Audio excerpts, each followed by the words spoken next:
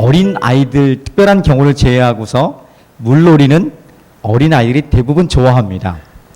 물놀이 다 좋아해요. 물을 무서워한 경험이 물 때문에 공포감을 느꼈던 사람 빼고는 물놀이 참 재밌어 합니다. 민구도 물놀이 좋아하죠. 자, 물놀이 좋아하는데 수영을 잘합니까? 그렇죠. 물놀이는 좋아하는데 수영을 잘할 수도 있고요. 또 수영을 못할 수도 있어요. 그러니까 물놀이를 잘하고 좋아하는 것과 수영을 잘하는 것은 좀 별개의 문제라고 봅니다. 물놀이를 어릴 적부터 많이 좋아했는데 어른이 돼서도 내가 수영을 못할 수도 있는 거예요. 자, 수영을 잘하려면 어떻게 해야 되죠? 수영을 배워야 되죠. 자, 수영을 배워본 사람들, 수영을 배운 사람들이 첫 번째 가면 뭐 합니까? 음파죠, 음파. 음파는 영화에서도 나와서 아마 다 알 거예요. 음파를 거꾸로 하면 큰일 나죠? 하면 물 먹기 십상이죠. 음파. 음파를 잘해야지, 물론 좀 시간이 지나게 되면 음파 뭐 소리 낼 건 아니지만 잘해야 되죠. 음파도 배워야 되고, 호흡법도 배워야 되고, 왜냐하면 우리가 물고기가 아니기 때문에, 물에서 사는 사람이 아니기 때문에, 우리가 호흡법을 잘 배워야 되죠. 그 다음에 뭘 배우죠? 수영 가서 호흡법과 같이 배우는 게 뭐죠? 보람자면이 뭘 배우죠? 그렇죠. 발차기를 배우죠. 왜냐면 우리가 뭐 다른 것이 없어요. 앞으로 전진하고 뛰기 위해서는 발차기를 해야 돼요. 열심히 발차기를 해요. 발차기를 뭐 한두 번 해서 되는 것도 아니고 적어도 한 달, 두 달, 아니 꾸준하게 해야만이 자연스럽게 발차기가 나오죠. 그렇죠. 윤지도 수영을 잘하니까. 윤지 발차기도 배우죠. 발차기가 얼마나 중요한지 알죠. 발차기 한참 정말 잘해야 되죠. 부드럽게 될 때까지. 호흡도 그렇죠. 그래야지 어떤 동작을 배울 때 익숙하게 이렇게 나올 수 있고 동작이 연결될 수 있는 거예요. 이게 안 되면 살아남기 위해서 다른 데 힘을 주기 때문에 가라앉을 수밖에 없는 것입니다. 저는 수영을 한 달이면 다 배우는 줄 알았어요. 왜냐면 제가 어릴 적부터 무심천에서 놀았기 때문에 웬만한 것은 뭐 바다에서 이렇게 떨어뜨려도 살아나올 수 정도 된다고 저는 개인적으로 생각하기 때문에 수영 정도면 한 달이면 배우겠지. 웬걸요? 한 달 배우면 발차기 호흡 조금 하는 거예요. 기본 동작 조금 하는 거더라고요.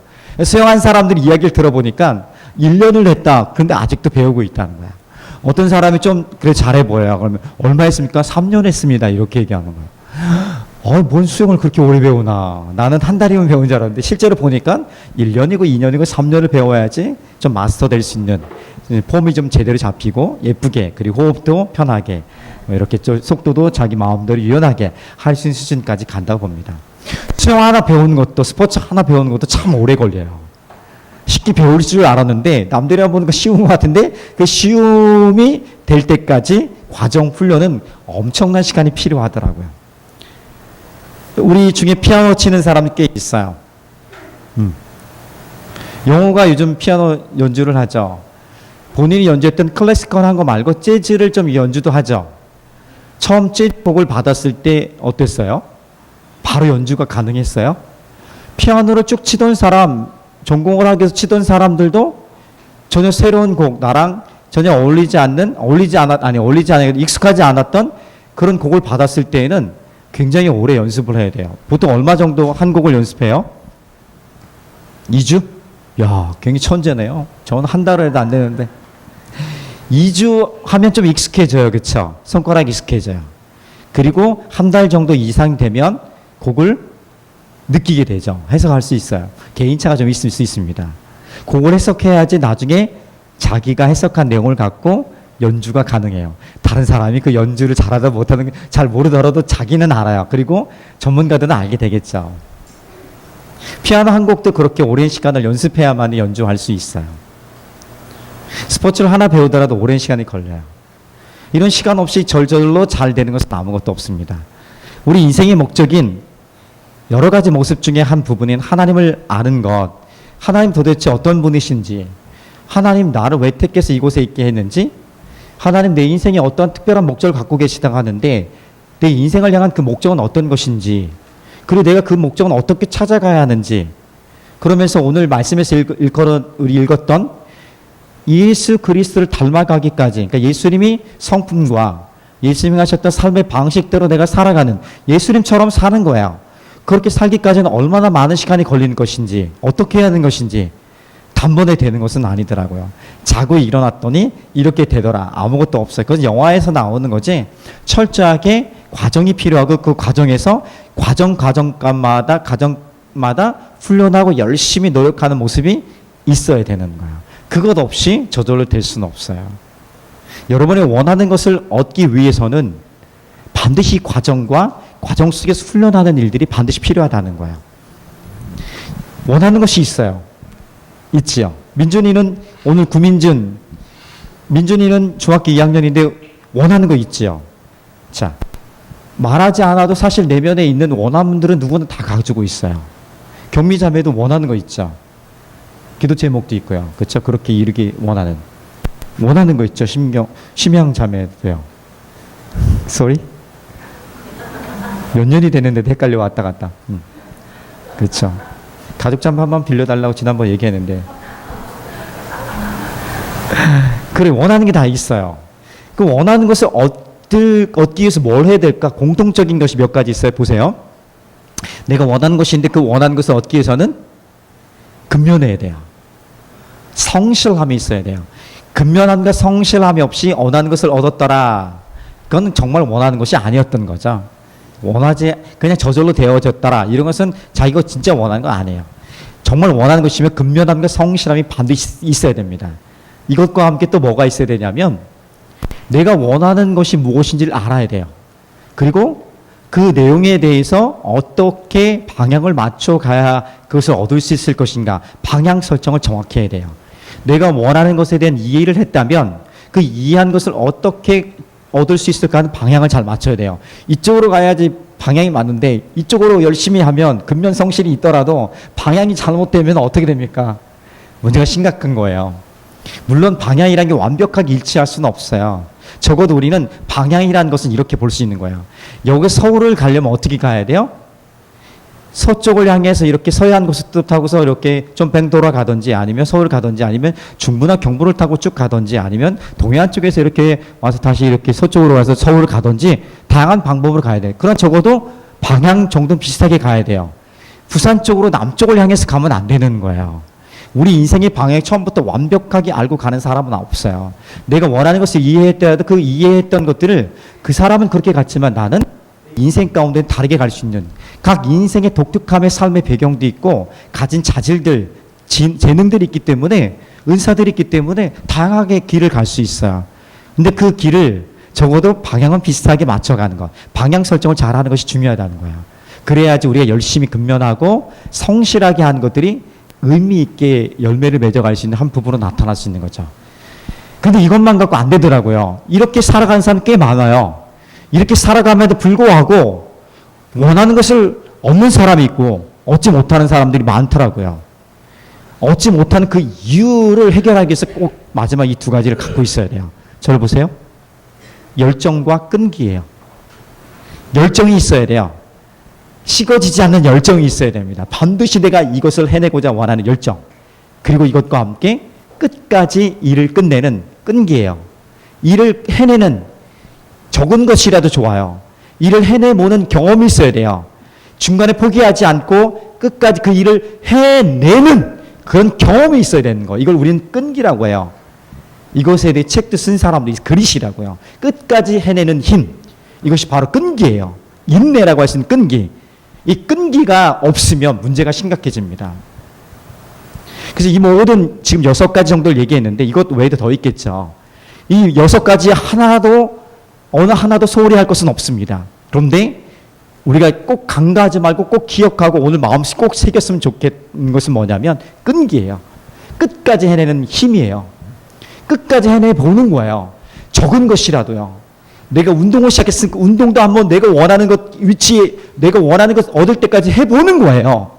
해보는 것이 중요하죠. 그리고 공부를 했으면 어떤 부분들 내가 열심히 시험 준비했으면 내가 원하는 그 부분 얻을 때까지 해보는 거예요. 최고를 하나님이 원하신다면 1등밖에 하나님 원하는 사람이 없겠죠. 한 사람밖에 없겠죠. 그런데 하나님 원하시는 것은 지금 이런 성실함과 근면함들, 방향에 대한 이해와 방향 설정을 하고 열정과 그리고 끝까지 해내는 이런 자세로 하는 그러니까 자기 삶의 자리에서 끝까지 완주하는 사람이 하나님이 기뻐하신 자라는 거예요. 우리가 옆 사람과 육상 경기를 하면 각각의 트랙에서 뛰지만 1등, 2등, 3등 정해지지만 하나님 나라의 가치, 하나님 나라 질서에서는 그분이 원하시는 우리 인생 가운데 원하시는 것은 너가 1등을 하든 2등을 하든 그것에 하나님은 별로 관심이 없다는 거예요. 우리 사람들은 세상 그것에 주목하고 그것에 눈여겨보지만 그리고 등외가 된 사람들에게는 별로 관심이 없지만 하나님은 그렇지 않아요. 각각의 인생 한 트랙에 각각의 인생에마다 하나님 관심을 가지시고 좀 머물러 섰더라도 잠시 멈춰도 힘들어도 좀 넘어졌어도 그러나 주님 다시 일어나서 그 트랙 자기에게 맡겨진 인생의 그 마지막까지 달려가기 원하는 거예요. 그리고 끝까지 완주하는 것에 대해서 하나님 관심을 갖고 그 부분을 원하시고 있다는 것입니다.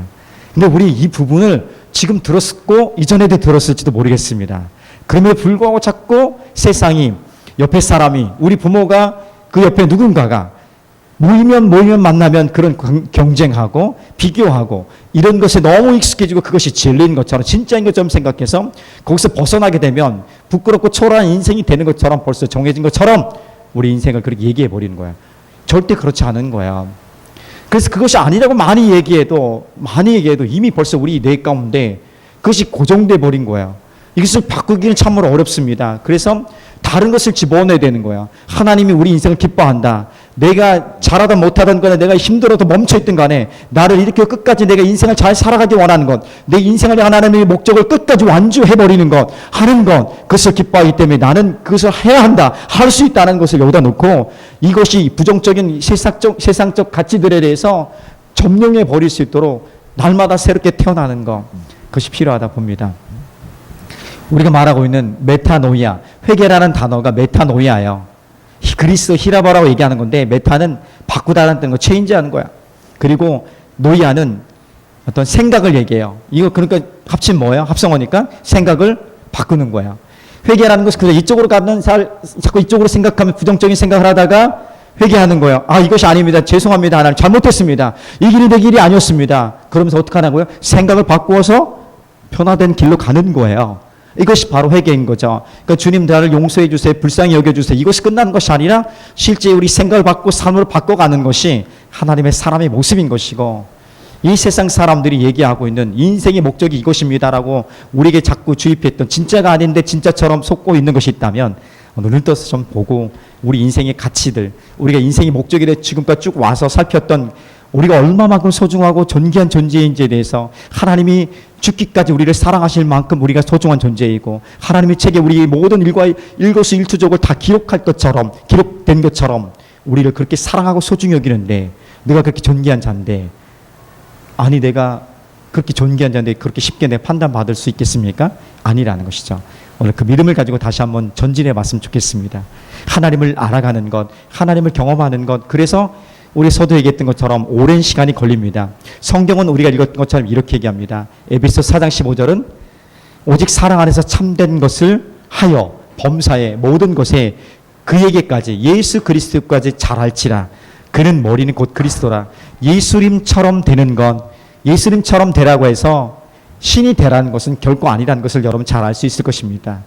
예수님처럼 살아가는 것입니다.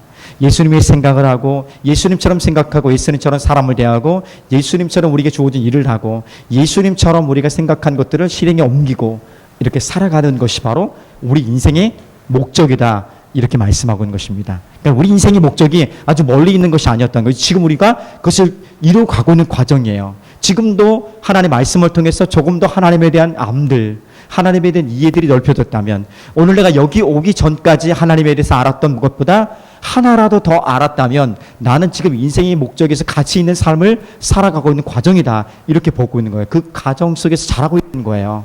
우리 인생이 이것을 주일 뿐 아니라 매일의 인생에서 넓혀간다면요. 매일 아침보다 그 하루를 지난 저녁 때에 하나님을 알아가고 닮아가는 모습이 풍성해진다면 우리는 그 인생의 목적에 합당한 삶을 살아가고 있다 이렇게 말씀해 드릴 수 있는 것입니다. 그래서 오늘은 예수님을 닮아가는 삶 그 첫 번째 시간으로 함께 마음을 같이 모으고 좀 달려가 봤으면 좋겠습니다. 어느 날 갑자기 하루아침에 되는 것이 아니라 말했습니다. 훈련은 과정입니다. 한번 따라해 봅시다. 훈련은 과정이다. 과정은 훈련이다. 그래서 훈련인 거예요. 예수님을 닮아가는 것은 저절로 되지 않기 때문에 훈련해야 돼요. 의식적이든 강요적이든 아니면 자발적이든 간에 어떤 모습이든지 간에 우리를 훈련하는 게 중요해요. 그런데 하나님은 우리가 인간을 가만히 냅두면 인간이 스스로 훈련할 줄 알죠? 절대 훈련하지 않습니다. 그렇게 열정적이고 자발적이고 도전적인 사람이라 할지라도요, 그냥 아무런 문제 없이 좋은 환경 가운데, 평안함 가운데 내버려 두면 어떻게 됩니까? 그 열정이나 움직이고 도전하는 그 마음들은 자연스럽게 사라지고 현실에 안주하게 되는 거예요. 안주하게 되는 그것이 바로 죄인된 이 세상과 타협하게 살아간 우리 모두의, 저를 포함한 우리 모두의 본능이에요. 본래의 마음들인 것이죠. 그래서 적어도 어떤 새로운 생각을 하고 도전하고 변화하고 예수님을 닮아가기 원한다는 것은요, 조금 이것과 좀 거부하는 거야. 반항하며 사는 거야. 안주하려는 나의 본능적인 습관과 저항하여서 반대 정신으로 살아가는 것이 중요하다는 것을 말씀해 줍니다. 이것을 못하니까 하나님이 우리를 훈련하시는 도구로 예수님을 알아가고 예수님을 닮아가고 그렇게 살도록 우리를 훈련하기 위해서 쓰시는 세 가지 도구가 있습니다. 세 가지 도구가 있습니다. 하나는 고통이에요. 고통. 두 번째는 유혹이에요. 유혹은 어떤 테스트, 어떤 시험이 아니라 템프테이션으로 좋지 않은 어둠의 유혹, 사탄의 유혹 이런 것을 얘기해요. 세 번째는 상처예요. 상처. 모욕당하는 것. 육체적인 상처가 아니라 마음의 상처들, 자존심을 무너뜨리는 상처들, 조롱받음들, 비난받는 것, 이런 것들을 통틀어서 말하는 상처. 이 세 가지를 통해서 우리를 훈련하시고 우리를 다듬어 주시고 우리가 예수님처럼 하나님을 닮아가는 삶을 살아가도록 하시고 우리 인생의 목적을 이루어 가십니다. 근데 이 세 가지 도구들이 다 마음에 드는 게 없어요. 그쵸? 다 쉬운 것이 아무것도 없어요. 가능하다면 이 세 가지 도구들로부터 피하는 삶, 이것이 없는 삶이 내가 원하고 기뻐하는 삶이 될 거야. 고통 없고 유혹으로부터 자유하고 유혹이 없는 삶, 어떤 내면적인 상처들이 없는 삶, 이런 것이 없는 삶을 살기 원하지만 가만히 생각해 보세요. 이것 없는 삶 속에서 우리가 조금이라도 성장하고 변화하고 도전하고 고민하고 아파하면서 몸부림치면서 이겨보려고 하는 노력이 있을까요? 없어요. 방법이 없는 거예요. 그래서 오늘은 이 세 가지 중에 우리가 참 어려운 고통의 문제에 대해서 깊진 않지만 함께 잠시 나눌 거예요. 고통의 문제. 하나님 첫 번째 사용하는 것은 고통이에요. 고통을 즐거워하는 사람은 아무도 없는데 고통을 또 즐거워하는 사람이 있더라고요. 둘 중에 하나겠죠. 고통을 즐거워하는 사람은 정신이 좀 어려운 사람이든지 아니면 정말 그 고통을 통해서 더 좋은, 고통보다 더 좋은 것들 누리고 있는, 누렸던 경험 있고 누리고 있고 누릴 것을 기대하는 뭔가 좀 고차원적인 삶을 살아가고 있는 사람, 둘 중에 하나일 겁니다. 성경은 그 후자의 것을 얘기하고 있죠. 고통. 인생 가운데 우리가 만나는 고통을 다 이해할 수 있습니까? 고통의 원인이 뭐고 고통은 어디서 왔고 왜 고통이 일어나는가? 이런 이런 질문에 대한 답을 완벽하게는 할 수는 없습니다.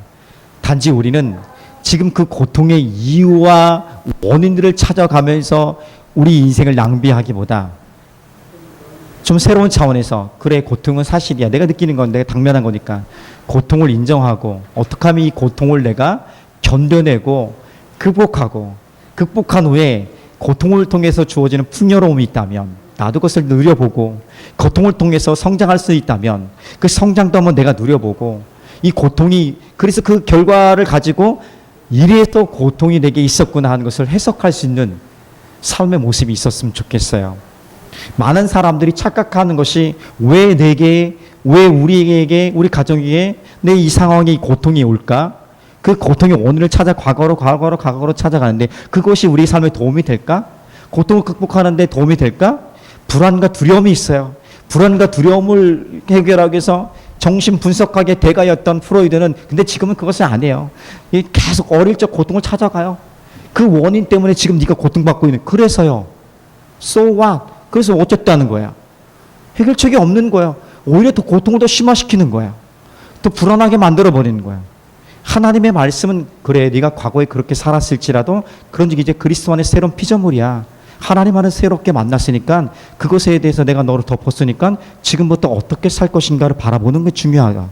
지금 이 오늘 나의 삶의 현실을 받아들이고 오늘 내가 이것을 어떻게 하면 극복하고 어떻게 견뎌내고 힘겨운 시간에 어떻게 일어날 수 있을 것인가. 그리고 그 후에 우리가 어떤 열매를 맺게 돼요. 그럼 우리가 해석하죠.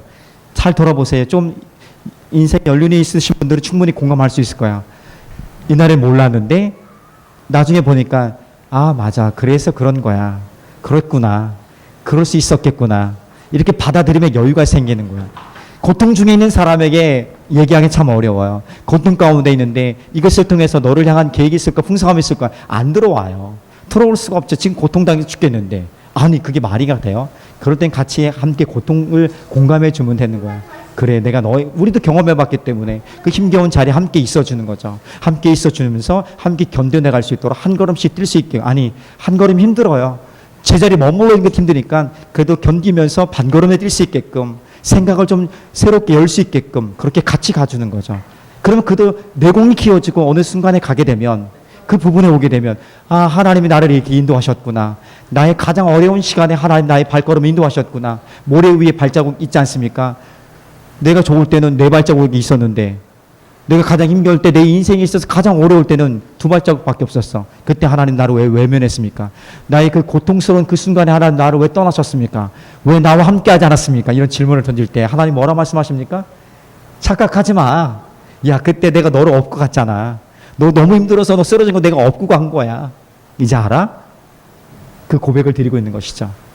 그렇게 고백하면서 살 때 우리 인생에 지금 주어진 그 경험들이 있다면 그 경험을 가지고 오늘 혹이라도 내 안에 고통이 있다면 고통을 그렇게 좀 적용하고 해석할 수 있을 거예요. 그리고 우리가 언젠가 당면하게 또 어떤 다른 차원의 고통이 있다면 하나님을 향해 그 너머의 것을 바라보면서 오늘 눈앞에 보이는 것이 전부가 아니고 그 현실 너머의 것을 바라보면서 하나님 내 인생 가운데 행하실 일들 기대하는 마음으로 그 믿음의 선포고 믿음의 삶인 거죠. 눈앞에 보인 것 그대로 적응하며 살아가는 거 누가 못해요. 그 너머 것을 바라보는 게 중요한 거 아니겠습니까? 그 너머 것을 어떻게 보느냐. 이미 봤잖아요. 이미 해석했잖아요. 하나님 나를 인도하셨던 것을 날 지키셨던 것들 죽을 수밖에 없었던 내 인생 가운데 그렇게 힘들고 아무것도 소망이 없었던 내게 그렇게 찾아오셔서 나를 붙드시고 새로운 소망을 주시고 그리고 때론 육체도 고쳐주시고 살아가게 하시는 그 경험들 있잖아요. 그 믿음의 경험들 왜 잊지 마십시오. 잊지 말고 그것을 내 삶을 오늘 삶을 해석하고 그 너머 것을 보는데 활용한다면 새로운 사원의 삶이 열려지게 될 줄 믿습니다. 그것이 믿음의 삶이고 하나님이 우리에게 주시는 고통을 우리에게 주시는 이유 중에 한 부분인 것입니다. 어렵죠. 사실은요. 문제가 있을 때 고통이 있을 때 그래서 왜 내게 원인이 빠지면서 원망과 불평 좋습니다. 누구나 다 할 수 있어요. 저도 그랬고요. 누구나 그렇게 형편에 노출되어 있어요. 불평 원망하면서 막 방황하는 것 때로는 도망가기도 합니다. 실제로 도망가 보세요. 도망갔으면 그 자리에서 상황에서 벗어나면 그 두려움이나 공포나 실질적인 고통이 사라져야 되는데 사라지지 않는 거예요. 그래서 한번 도망가 보는 것도 좋은 경험인 것 같아요. 가보니까 여기 가도 별일 없으니까 그저 버텨보는 게 최고다. 이거 스스로 깨달아야 되는 거예요. 그래서 자녀가 부모를 양육할 때는요.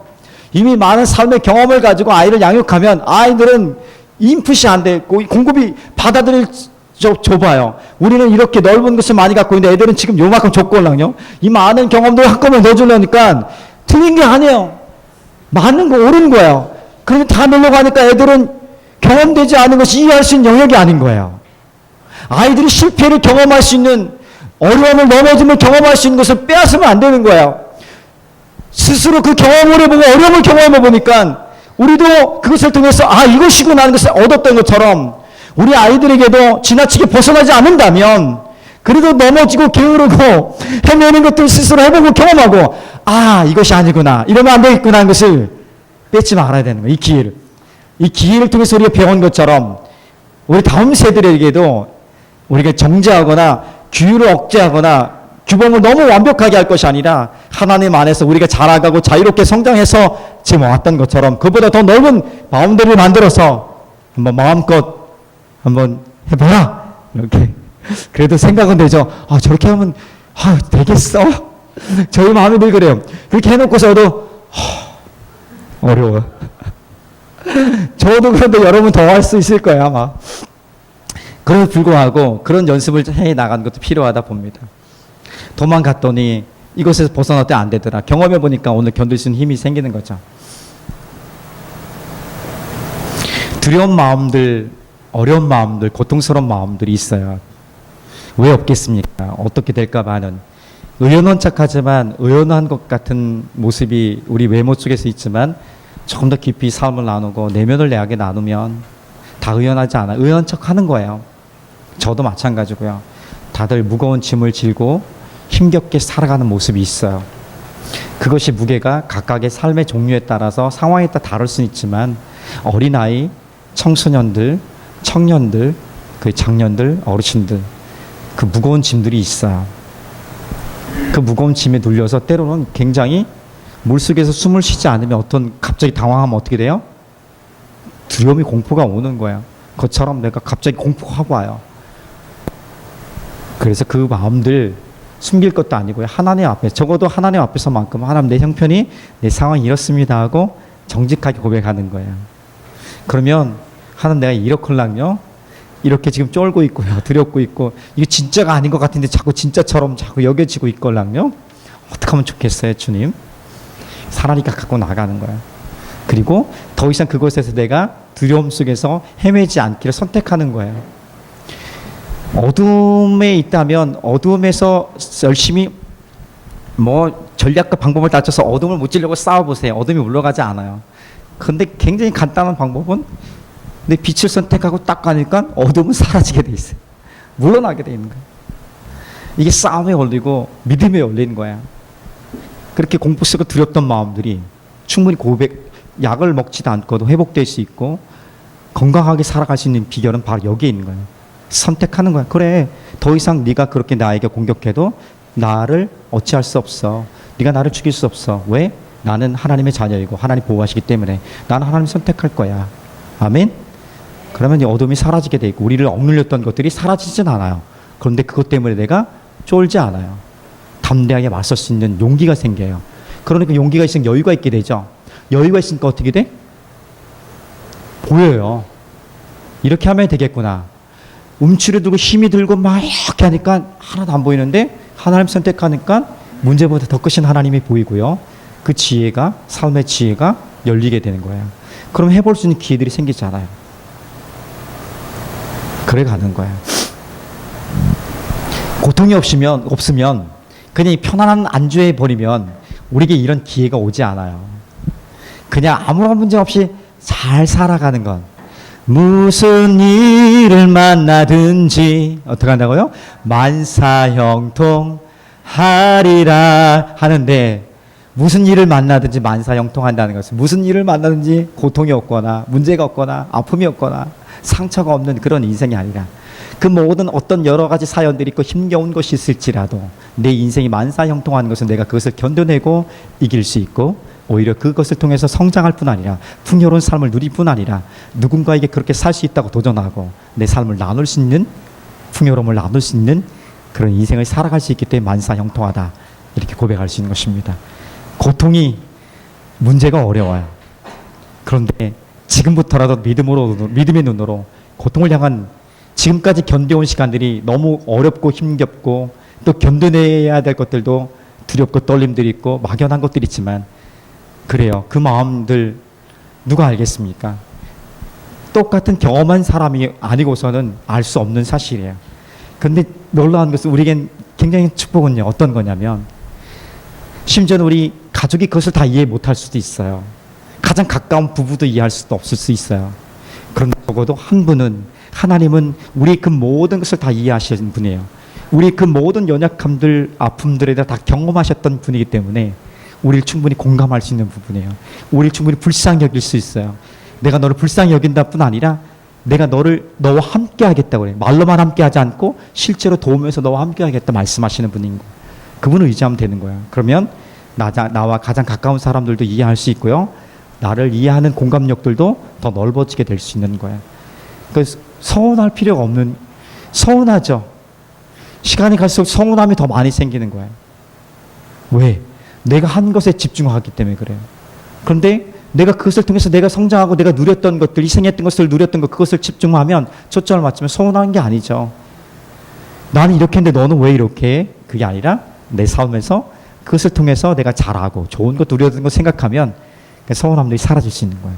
그리고 예수 그리스도께서 나와 함께 하신다는 것은 영원히 변함없는 사실이기 때문에 담대함으로 나갈 수 있는 것이죠.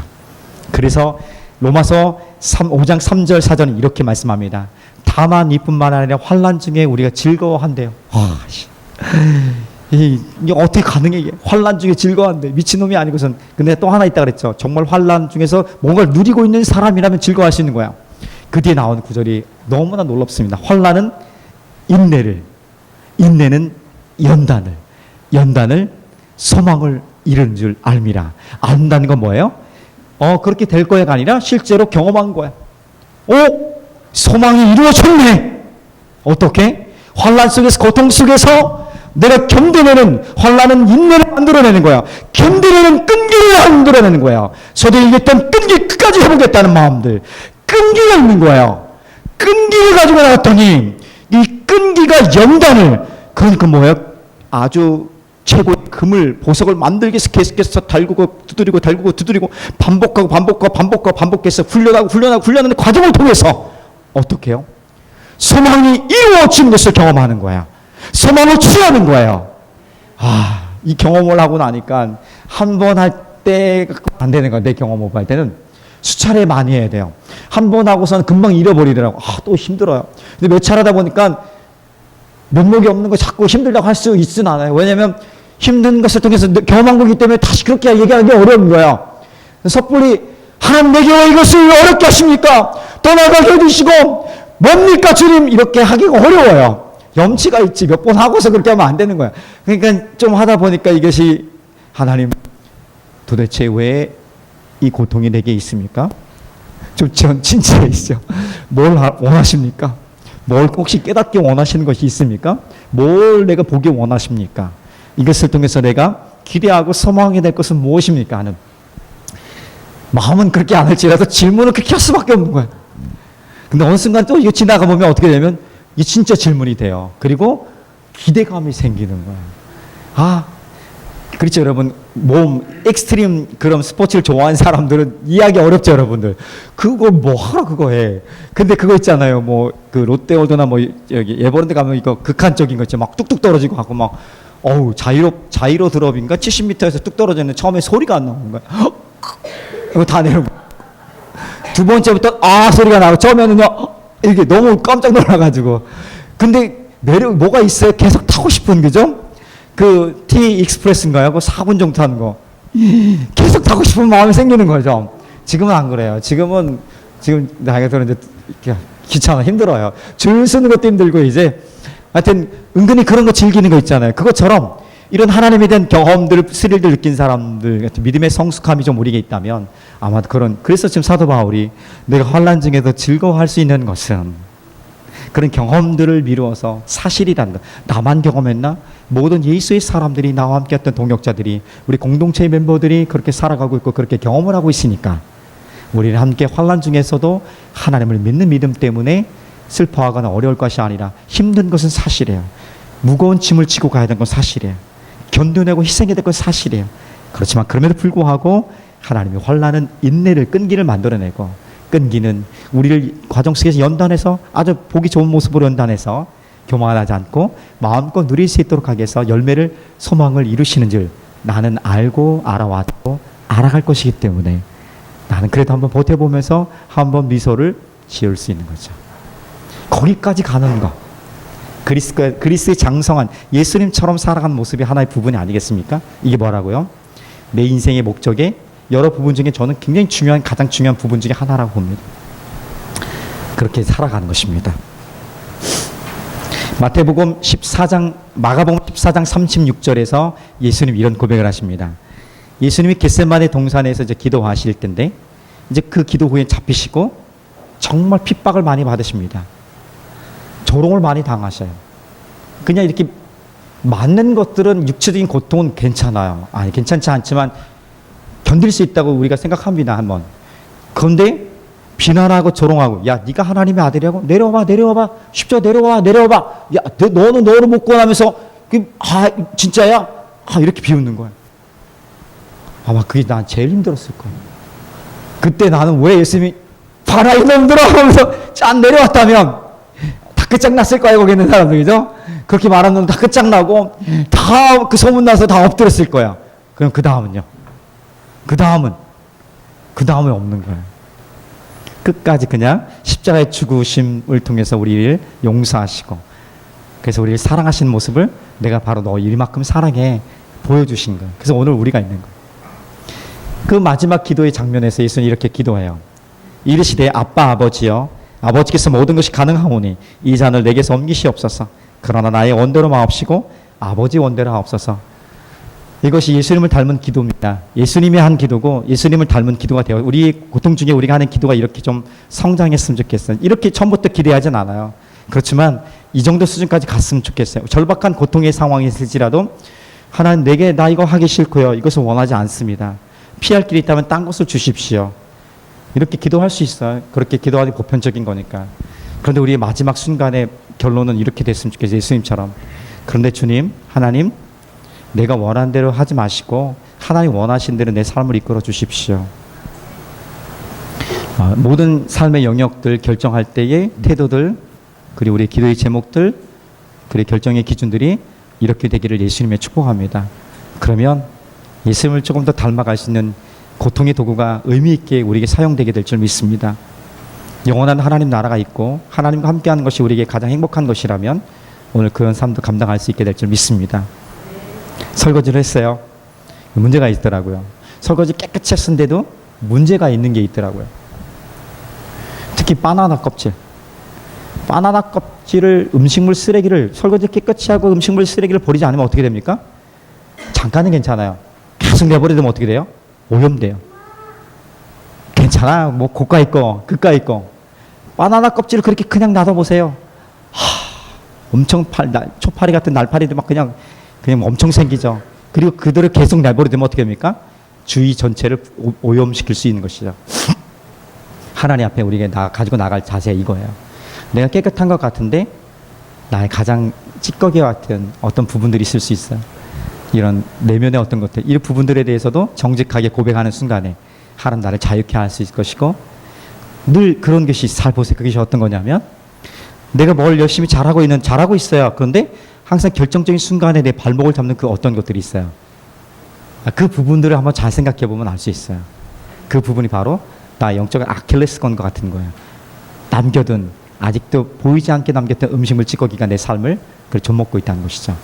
그 부분을 다시 한번 예수님 앞에 가지고 나가고 주의 볼로 정결케 되어지고 새로운 삶의 모습으로 우리가 새롭게 일어난다면 하나님 우리 삶을 깨끗게 하실 때 새로운 삶의 가능성들이 오히려 고통이 우리에게 풍요로움과 풍성한 삶을 위한 성장을 위한 도구가 되어진다는 것을 조금 더 가까이 가서 누리게 될 줄 믿습니다. 아멘.